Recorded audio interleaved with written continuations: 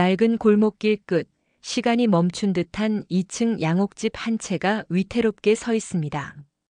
주변은 이미 새 빌라들이 빼곡히 들어섰지만 금간 담벼락과 녹슨 대문은 지난 세월을 고스란히 보여줍니다. 집 앞에는 철거 예정이라 쓰인 붉은 깃발만이 아침 햇살 아래 나부끼고 있습니다. 대문이 삐걱 무거운 소리를 내며 열립니다. 허리가 조금 굽은 박영순 할머니가 쓰레기 봉투를 들고 나섭니다. 표정은 무심하지만 발치에 핀 작은 들꽃을 보는 눈길에 잠시 스치는 온기. 이 집은 할머니에게 단순한 거처가 아닌 삶 그 자체였습니다. 남편과 함께 벽돌 한 장 한 장 쌓아 올린 추억이자 자식들을 키워낸 터전이었죠. 하지만 이제 그 터전은 재개발이라는 거센 바람 앞에 위태롭게 서 있을 뿐입니다. 할머니 집 거실. 오래된 자개장과 브라운관 TV. 벽에는 빛바랜 흑백 가족 사진들이 걸려 있습니다. 거실의 시간은 마치 바깥 세상과 다른 속도로 흐르는 듯합니다. 영순 할머니는 소파에 앉아 의미 없이 TV 채널만 돌립니다. 화면 속 요란한 웃음소리가 집안의 정막을 더욱 깊게 만듭니다. 이때 전화벨이 울립니다. 할머니는 느릿하게 몸을 일으켜 전화를 받습니다. 그래, 어머니, 별일 없으시죠? 그 집 때문에 조합에서 또 연락 온 건 아니고요? 됐다 너는. 내 앞가림이나 잘해. 걱정되니까 그렇죠. 작은 애는 자꾸 집 팔고 합치자는데 어머니 생각은 어떠시냐고요? 내 집은 내가 알아서 혀. 바쁘다 끊는다. 일방적으로 전화를 끄는 할머니는 다시 소파에 주저앉습니다. 깊게 펜주름 사이로 누구에게도 말하지 못할 복잡한 심경이 스쳐 지나갑니다. 자식들에게 이 집은 이제 귀찮은 문제거나 나눠야 할 재산일 뿐인지도 모릅니다. 할머니의 진짜 마음은 그저 낡은 집의 침묵 속에 묻혀가고 있었습니다. 저녁 준비를 위해 부엌으로 향하는 할머니. 낡은 싱크대 앞에서 쌀을 씻는 손길이 무심합니다. 물소리 위로 아득한 기억 하나가 피어오릅니다. 과거 회상. 젊은 영순과 남편이 마당에서 환하게 웃으며 벽돌을 나릅니다. 아이들의 해맑은 웃음소리가 집안에 가득하고 새로 지은 집 앞에서 찍은 가족사진 속 남편이 영순의 어깨를 감싸 안습니다. 영순아, 우리 여기서 오래오래 행복하게 살자. 당신 웃음소리, 애들 뛰노는 소리 이 집에 가득 채우면서. 현재 쌀을 씻던 할머니의 손길이 잠시 멈춥니다. 촉촉해진 눈가를 감추려는 듯 빠르게 고개를 젓고는 다시 아무렇지 않은 표정으로 저녁 준비를 이어갑니다. 그 시절의 온기는 이제 희미한 기억 속에만 남아 있습니다. 할머니 집 대문 앞 앳되고 밝은 기운이 골목길에 들어섭니다. 대학생 손녀 민지가 캐리어를 끌고 할머니 집 앞에 섰습니다. 할머니, 저 왔어요. 민지는 익숙하게 녹슨 대문을 밀고 들어섭니다. 민지의 등장에 집안의 공기가 조금은 환해진 듯합니다. 영순 할머니는 여전히 무뚝뚝한 표정이지만 민지를 보는 눈빛에는 숨길 수 없는 반가움이 어려 있습니다. 온다더니 진짜 왔네. 방학이면 친구들하고 놀러나 다닐 것이지. 이 총구석엔 못하러. 에이, 할머니 보고 싶어서 왔죠. 겸사겸사 과제 자료도 좀 찾고요. 할머니, 저 다락방 좀 올라가 봐도 돼요? 옛날 물건들 중에 혹시 쓸만한 게 있을까 해서요. 거긴 먼지 구덩이지. 뭐가 있겠냐. 올라가 보든가. 다치지 않게 조심하고. 네, 고맙습니다, 할머니. 민지는 할머니의 허락이 떨어지자마자 신이 나서 다락방으로 향하는 좁은 계단을 뛰어 올라갑니다. 할머니는 그런 민지의 뒷모습을 잠시, 아주 잠시 희미한 미소를 머금고 바라봅니다. 어쩌면 저 아이가 굳게 닫힌 할머니의 마음을 열어줄 유일한 열쇠일지도 모릅니다. 그리고 민지가 올라간 저 낡은 다락방에는 수십 년 묵은 먼지 아래 가족들조차 알지 못했던 할머니의 비밀과 진심이 조용히 숨쉬고 있었습니다. 삐걱거리는 나무 계단을 밟고 올라선 다락방. 낮은 천장 아래로 낡은 가구들과 상자들이 어지럽게 쌓여 있습니다. 창문으로 들어오는 희미한 빗줄기에 뿌연 먼지가 춤을 춥니다.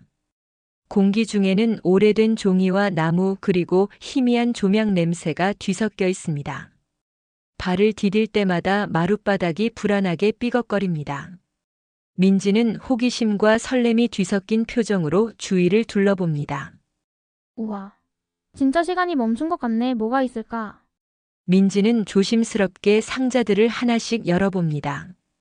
빛바랜 앨범, 낡은 교과서, 이제는 쓰지 않는 옛날 가전제품들 할머니와 가족들의 시간이 고스란히 쌓여 있는 공간입니다. 민지는 할머니의 젊은 시절 사진을 발견하고 잠시 미소 짓기도 합니다. 할머니도 엄청 예쁘셨네. 한참을 뒤적이던 민지의 손에 낡고 두꺼운 상자 하나가 잡힙니다. 유독 끈으로 단단히 묶여 있습니다. 이건 뭐지? 엄청 꽁꽁 묶어두셨네. 보물이라도 숨겨두셨나? 민지는 힘겹게 끈을 풀고 상자를 엽니다. 안에는 낡은 천에 곱게 쌓인 무언가가 들어 있습니다. 조심스럽게 천을 펼치자 손때 묻은 갈색 표지의 낡은 노트 한 권이 모습을 드러냅니다. 특별할 것 없어 보이는 평범한 노트입니다. 민지는 무심코 노트를 펼쳐봅니다. 첫 장에는 조금은 서툴지만 정갈한 필체로 영순의 시라고 적혀 있습니다. 할머니가 시를 쓰셨다고? 진짜? 호기심에 민지는 노트의 다음 장을 넘깁니다. 빽빽하게 들어찬 글씨들. 세월의 빛은 바랬지만 한자 한자 눌러 쓴 정성스러운 시들이 가득합니다. 첫 시는 아마도 할머니의 젊은 시절에 쓰인 듯 풋풋한 감성이 느껴집니다. 푸른 보리밭 사이로 당신의 자전거가 달려오네. 내 심장도 따라 뛰네. 햇살보다 눈부신 당신 모습에. 민지는 자신도 모르게 미소를 짓습니다. 무뚝뚝한 할머니에게 이런 소녀 같은 감성이 있었다는 사실이 신기하고 새롭습니다. 한편 아래층 거실에서는 요란하게 초인종 소리가 울립니다. 영순 할머니가 잔뜩 경계하며 현관문을 열자 말끔하게 차려입은 젊은 남자가 능글맞은 미소를 지으며 서 있습니다. 재개발 건설사 직원입니다. 어르신, 박영순 어르신 맞으시죠? 우성건설의 김대리입니다. 날도 더운데 고생 많으십니다. 저희가 저번에 말씀드린 보상가 말인데요. 이번에 특별히 신경 써서 조금 더. 필요 없소. 아직 결정 안 했으니 그만 가보시오. 어르신, 이러시면 저희도 곤란합니다. 옆집 김씨 할머니도 앞집 최씨 아저씨도 다 도장 찍었어요. 계속 이렇게 버티시면 법대로 진행할 수밖에 없고 그럼 지금 제시한 금액 반도 못 받으실 수 있습니다. 아시겠어요? 좋은 말로 할 때 협조하시는 게 어르신한테도 이득이라는 겁니다. 내 집이요. 내 평생이 담긴 집을 당신들 돈 몇 푼에 어서 나가시오. 당장. 영순 할머니는 온 힘을 다해 문을 쾅 닫아버립니다. 문에 기대 가쁜 숨을 몰아쉬는 할머니. 창백해진 얼굴로 잠시 현관문 잠금쇠를 불안하게 만지작거립니다. 다락방의 민지는 아래층의 소란을 알지 못한 채 노트에 깊이 빠져 있습니다. 페이지를 넘길수록 시의 분위기는 점점 깊어집니다. 결혼 생활의 소소한 기쁨과 고단함, 자식들을 키우며 느꼈던 애틋함과 속상함, 남편을 먼저 떠나보낸 슬픔, 그리고 혼자 남겨진 노년의 외로움까지 할머니의 삶 전체가 시 안에 녹아 있습니다. 내 신발 벗어놓은 자리만 봐도 배가 부르다.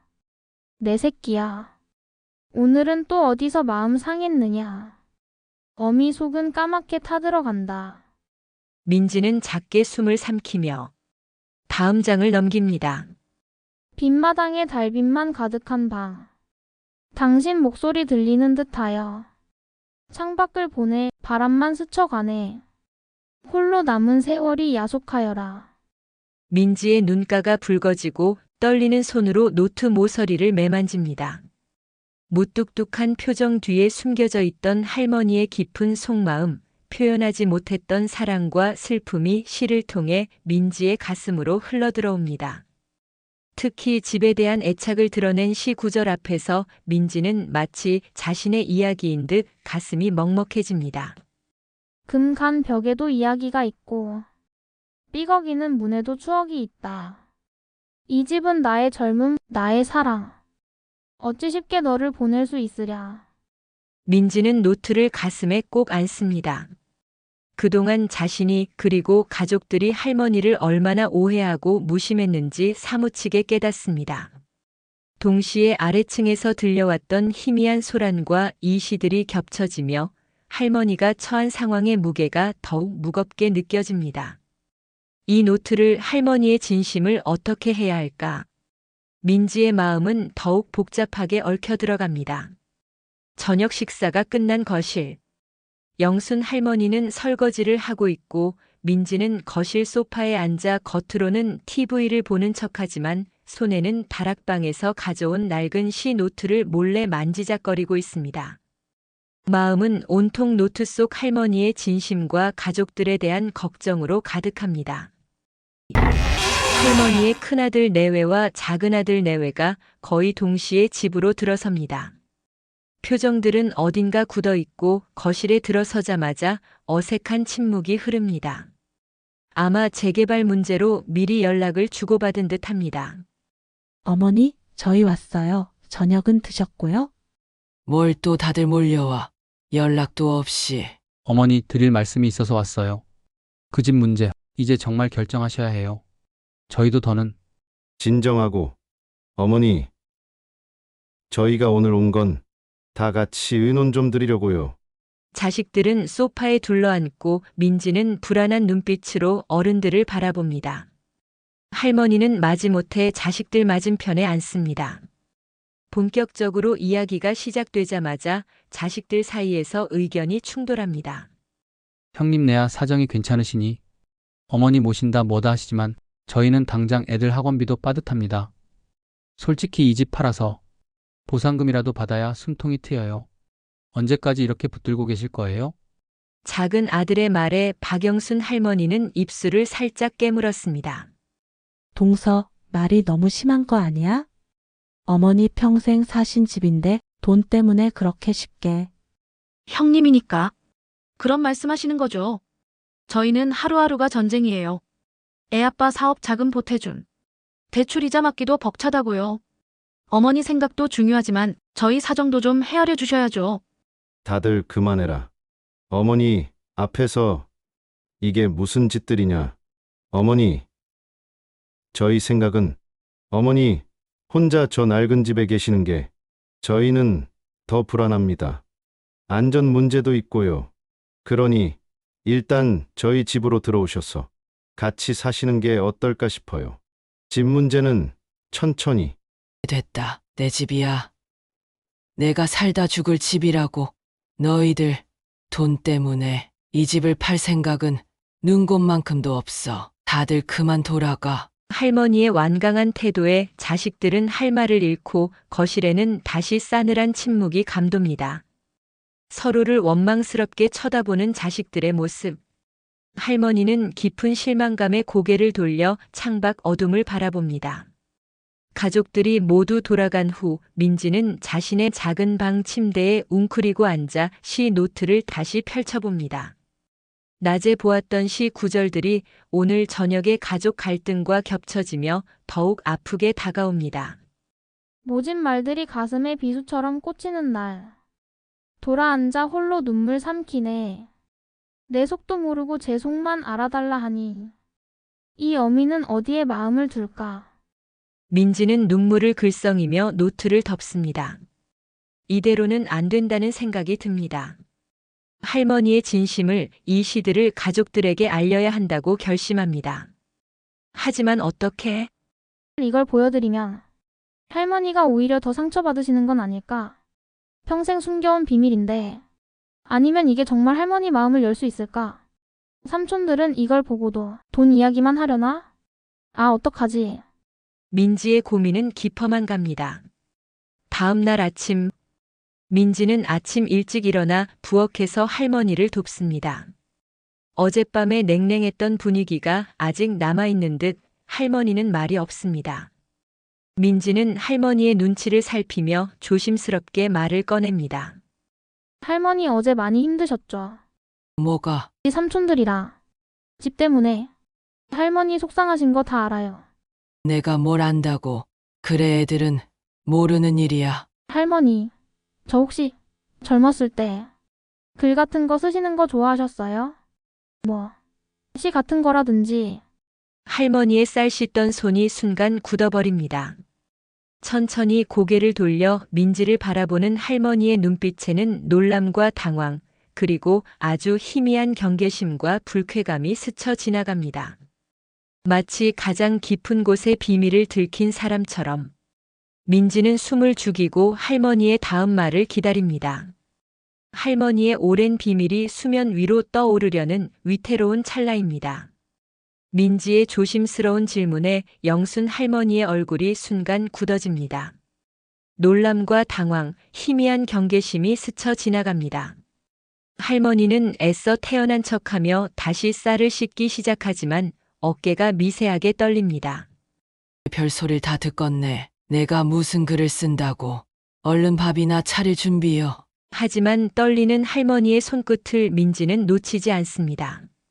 민지는 잠시 망설이다 품 안에 숨겨두었던 낡은 시 노트를 조심스럽게 꺼내 할머니 앞에 내밉니다.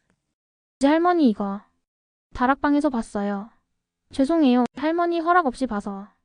근데 너무 좋아서. 영순 할머니는 노트 위에 놓인 민지의 손과 노트를 번갈아 봅니다. 수십 년간 감춰온 자신의 가장 깊은 속마음이 어린 손녀에게 들켜버렸다는 사실에 수치심과 당혹감, 그리고 혹시 내 마음을 알아주는 걸까? 하는 아주 희미한 기대감이 뒤섞여 얼굴이 불그락푸르락합니다. 할머니는 아무 말 없이 노트를 낚아채듯 가져가 떨리는 손길로 품에 숨깁니다. 민지의 눈을 제대로 마주치지 못합니다. 이걸 왜 함부로. 이건 아무것도 아니여. 얼른 나가 있어. 할머니는 민지를 부엌에서 내쫓듯 등을 떠밉니다. 하지만 그 거친 행동 속에는 당혹감과 함께 오랫동안 잊고 있던 무언가가 건드려진 듯한 미묘한 설렘과 슬픔이 뒤섞여 있습니다. 민지는 방으로 돌아와 어쩔 줄 몰라 합니다. 할머니를 더 화나게 한 건 아닐까 걱정되지만 동시에 이대로 묻어둘 수는 없다는 생각은 더욱 강해집니다. 할머니의 진심을 가족들이 알아야 해. 고민 끝에 민지는 결심한 듯 휴대폰을 듭니다. 큰아버지, 작은아버지에게 차례로 전화를 겁니다. 큰아버지, 저 민지예요. 오늘 저녁에 할머니 집으로 꼭 다시 와주실 수 있으세요? 정말 중요한 이야기가 있어요. 삼촌네도 꼭 같지요. 어색하고 긴장된 분위기 속에서 자식들이 다시 거실에 모였습니다. 영순 할머니는 여전히 굳은 표정으로 앉아 있고 자식들은 민지가 왜 다시 불렀는지 의아해하며 서로 눈치만 봅니다. 민지야, 무슨 할 말이 있다는 거냐? 어제 할머니 말씀 못 들었어? 삼촌, 큰아빠. 제가 오늘 할머니 다락방에서 이걸 발견했어요. 민지는 떨리는 손으로 할머니의 시 노트를 꺼내 테이블 위에 올려놓습니다. 가족들은 의아한 표정으로 노트를 바라봅니다. 영순 할머니는 당황하여 노트를 감추려 하지만 민지가 먼저 노트를 펼쳐듭니다. 민지야, 너. 할머니 죄송해요 하지만 이건 할머니 혼자만 간직하실 게 아니에요. 우리 모두가 알아야 할 할머니 마음이에요. 민지는 떨리는 목소리로 노트의 시들을 읽기 시작합니다. 처음에는 웅성거리던 가족들도 민지가 읽어내려가는 시 구절들에 점차 귀를 기울입니다. 내 신발 벗어놓은 자리만 봐도 배가 부르다. 내 새끼야 어미 속은 까맣게 타들어간다. 작은 아들은 자신의 철없던 시절을 떠올리며 입술을 깨물었고 큰아들은 착잡한 표정으로 바닥을 봅니다. 빈마당에 달빛만 가득한 방. 당신 목소리 들리는 듯하여 홀로 남은 세월이 야속하여라. 큰 며느리가 시어머니의 외로움을 자신의 어머니에게 투영하는 듯 조용히 눈물을 훔칩니다. 작은 며느리도 눈시울이 붉어집니다. 모진 말들이 가슴에 비수처럼 꽂히는 날 돌아앉아 홀로 눈물 삼키네. 이 어미는 어디에 마음을 둘까? 어제 자신들이 뱉었던 말들이 떠오른 듯 큰아들과 작은아들은 동시에 깊은 한숨과 함께 고개를 숙입니다. 금간 벽에도 이야기가 있고 삐걱이는 문에도 추억이 있다. 이 집은 나의 젊음, 나의 사랑. 어찌 쉽게 너를 보낼 수 있으랴. 시 낭독이 끝나고 거실에는 무거운 침묵이 흐릅니다. 아무도 쉽게 입을 열지 못합니다. 자식들은 충격과 미안함, 그리고 그동안 알지 못했던 어머니의 깊은 마음에 말을 잃었습니다. 가장 먼저 침묵을 깬 것은 작은아들입니다. 늘 돈 문제로 불만이 많았던 그는 눈물을 글썽이며 할머니 앞에 무릎을 꿇습니다. 어머니 죄송해요. 저희가 너무 어머니 마음도 모르고 저희 힘든 것만 생각했어요. 죄송합니다. 정말 죄송합니다. 작은아들의 사과를 시작으로 다른 자식들도 하나둘씩 할머니에게 다가가 진심으로 사과합니다. 어머니, 저희가 생각이 짧았습니다. 집 문제만 생각했지. 이 집에 담긴 어머니의 시간과 추억은 헤아리지 못했습니다. 죄송합니다. 어머님, 저희가 너무 저희 입장만 생각했어요. 어머님이 얼마나 외롭고 힘드셨을지. 정말 죄송해요. 영순 할머니는 애써 담담한 척하지만 눈가에는 어느새 굵은 눈물이 흐르고 있습니다. 수십 년 묵은 외로움과 서러움이 눈물과 함께 녹아내리는 듯합니다. 온 가족이 할머니를 둘러싸고 앉아 할머니의 손을 잡습니다. 어머니, 이제 저희 걱정 마세요. 이 집 문제 저희가 함께 지킬게요. 어머니 뜻대로 하실 수 있도록 저희가 힘 합칠게요. 건설사든 뭐든 저희가 알아서 할게요. 변호사도 알아보고 할 수 있는 건 다 해볼게요. 맞아요, 할머니. 이제 혼자 힘들어하지 마세요. 저희가 있잖아요. 영순 할머니는 눈물을 닦으며 자식들과 손녀를 둘러봅니다. 평생 느껴보지 못했던 따뜻한 연대감과 사랑이 가슴 깊이 차오릅니다. 고맙다. 다들 고맙다. 그날 밤 할머니 집 거실에는 오랜만에 온 가족의 따뜻한 온기가 가득했습니다. 몇 달 후 할머니 집 앞, 철거 예정 깃발은 사라졌습니다. 대신 우리 집은 우리가 지킨다는 작은 플래카드가 걸려 있습니다. 아직 재개발 문제는 완전히 해결되지 않았지만 거실 테이블 위에는 재개발 관련 서류와 법률 상담 메모가 놓여 있고 가족들은 정기적으로 모여 함께 대책을 논의합니다. 거실에서는 영순 할머니가 민지의 도움을 받아 노트북으로 무언가를 열심히 배우고 있습니다. 복지관 문학 수업 과제입니다. 노트북 옆에는 자식들이 선물한 새 돋보기와 예쁜 필기구가 놓여 있습니다. 할머니의 얼굴에는 예전의 무뚝뚝함 대신 편안한 미소와 생기가 감돕니다. 창밖으로는 주말을 맞아 집을 찾아온 자식들과 손주들이 마당에서 함께 웃으며 낡은 담벼락을 보수하거나 화단에 꽃을 심는 모습이 보입니다. 낡았지만 이제는 온 가족의 사랑과 추억으로 더욱 단단해진 집입니다. 수십 년간 다락방에 묻혀있던 낡은 시 노트는 가족들의 갈라진 마음을 이어주는 다리가 되었습니다. 표현하지 못했던 사랑은 시가 되어 서로에게 전해졌고 위태롭던 낡은 집은 이제 가족 모두의 소중한 보금자리가 되었습니다. 시간은 흘러 집은 더 낡아갈지 모르지만 그 안에 담긴 사랑과 기억은 더욱 깊어갈 것입니다. 할머니의 시처럼 삶은 때로 힘들고 외롭지만 서로의 마음을 들여다볼 용기만 있다면 가장 평범한 일상 속에서도 우리는 언제나 희망을 발견할 수 있습니다.